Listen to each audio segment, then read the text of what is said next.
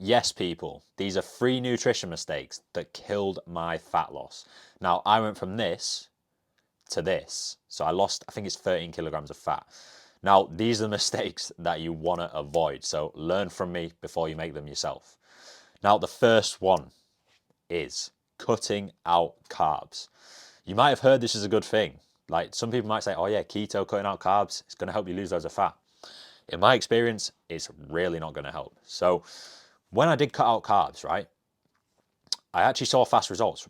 I looked a lot leaner and I lost a bit of weight quite fast.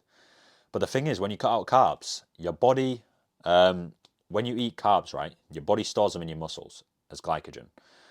And in order to store them, your body actually also needs water to store them. So I think it's for every 1 gram of carbs, you need 3 grams of water, something like that.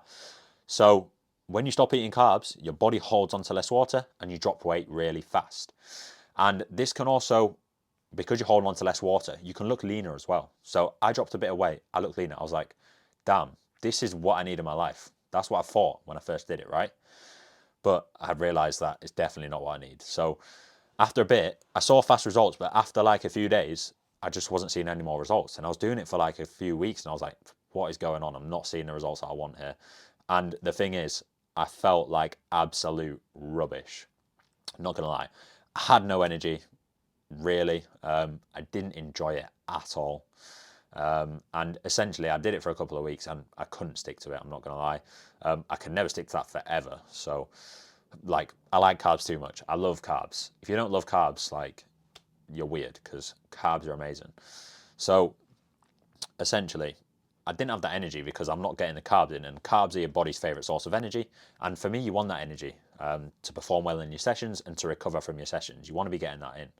Now, you probably won't enjoy it as well because, like I say, who doesn't love carbs? And if you're not enjoying it, right? Yeah, you're going to see results for a period of time. But if you want to eat carbs again at some point in your life, as soon as you stop cutting them out and you go and you start eating them again, you're going to go backwards because that's more calories you're eating and you're going to gain fat back. So even if you get results, it's pointless because you might get results short term, but you're going to go backwards when you start eating them again. So you've worked hard for no reason. And essentially, if you don't enjoy it, you're not going to stick to it as well. And the thing is, if you want to lose fat, a big component of losing fat is being consistent, doing the right thing majority of the time. And if you can't stay consistent, you're not going to get long-term results as well. So that's the first thing that I would avoid. Yes, you might think, oh, I'm going to cut out carbs and it's going to be amazing and I'm going to lose loads of fat. Trust me, from experience, it's really not worth it. Unless you hate carbs, then do it. But if you like them, don't do it. Number 2 mistake that I made is not eating enough micronutrients. Now, what do I mean when I say micronutrients?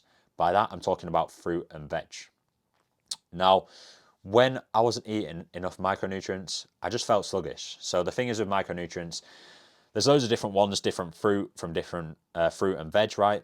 And they all do different things in your body. They essentially help your body to perform well, perform smoothly. Now, when I wasn't getting enough in, like I say, I felt sluggish. I didn't feel very good. And the thing is as well, I was eating less than what I could have been eating because micronutrients are super high volume for low calorie. So any sort of vegetables, you can have loads of them, but it's very low calorie. So right now I have like a 150-gram salad. It's like this big. And it's only like 50 calories. Whereas I could have like a couple of biscuit. I could have probably like one Oreo and that would probably be more than 50 calories, right? So super high volume for low calories makes it easier to eat less calories and lose fat. And that's not what you want to be doing when you're trying to lose fat. You want to be eating as much as possible when you're losing fat. Because ultimately, when you start losing fat, yeah, at first it might be fairly easy and you won't feel too hungry. But when you get into like the depth of a fat loss phase, after you've been doing it for a period of time, when you're actually getting lean, you can get hungry, right? So you want to reduce that as much as possible. I also have a video on my channel actually that I made that is like how to lose fat without getting hungry. So if you're interested in that, then check that out. That'll be on my channel. I think it's like the first one I posted, I'm not going to lie.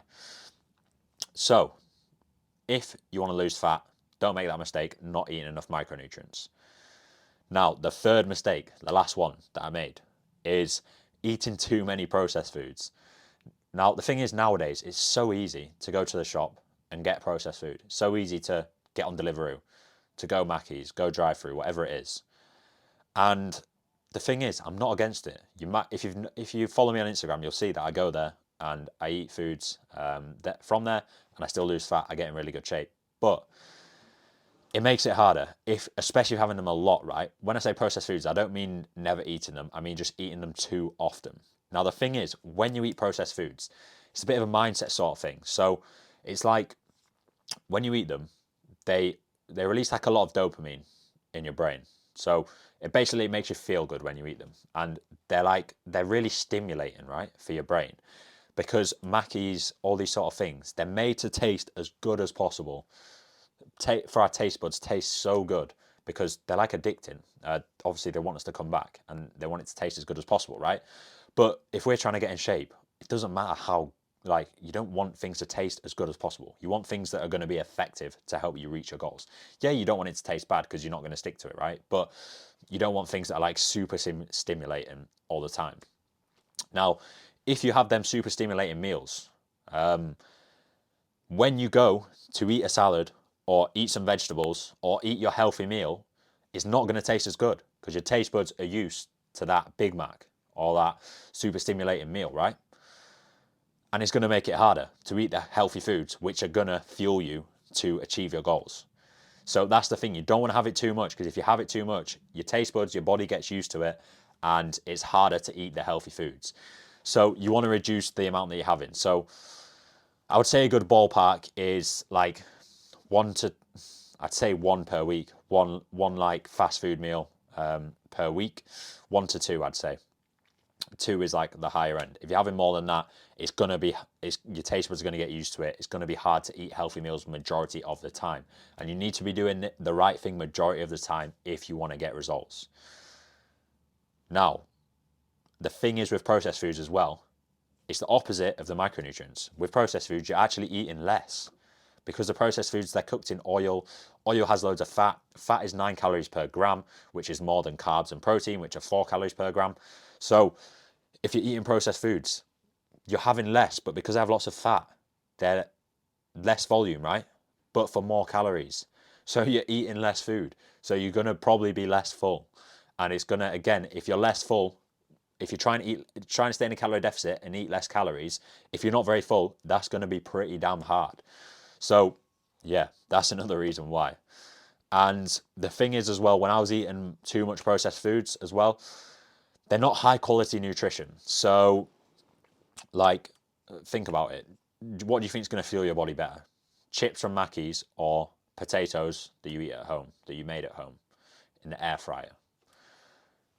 Obviously, potatoes that you eat at home, whole foods, are going to fuel your body better because they don't have anything added and they're going to give you that long lasting energy that you need for a workout. And when I was eating processed foods, I just wasn't fueling my body properly and I just felt really lethargic. So, like, I felt lethargic in my workouts.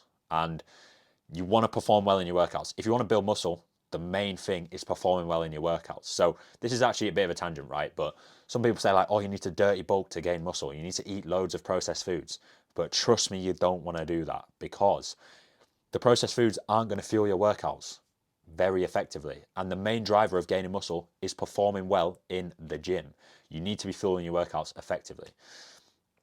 That's a bit of a tangent, but basically, when I was eating processed foods, I wasn't fueled, I was feeling lethargic, and it was affecting my workouts, so I wasn't able to gain muscle.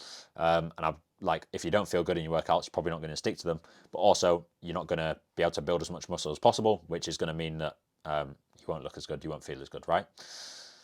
So that's the third reason, the third mistake that I don't want you to make. Now, if you want to fast track your results and cut through all the BS, so you don't need to go through any of these mistakes for yourself, then that's what I'm here for, right? I've made these mistakes for the past, I've been trying to get in shape for ages. For the past probably like 7 or 8 years, I've been trying different things. It's always been a dream of mine to look good with my top off. That sounds a bit weird, but that's true. But basically, if you want to cut through all the BS, like I say, and actually fast track your results, then I recommend you follow my Instagram first because I post daily videos on there that are going to help you with dropping fat and gaining muscle. That's going to be in the description. Also, drop me a message on Instagram if you have any questions at all. I'm active on there. I'm happy to help. And also, if you want to apply for my coaching, the link for that will be in the description. Let's go.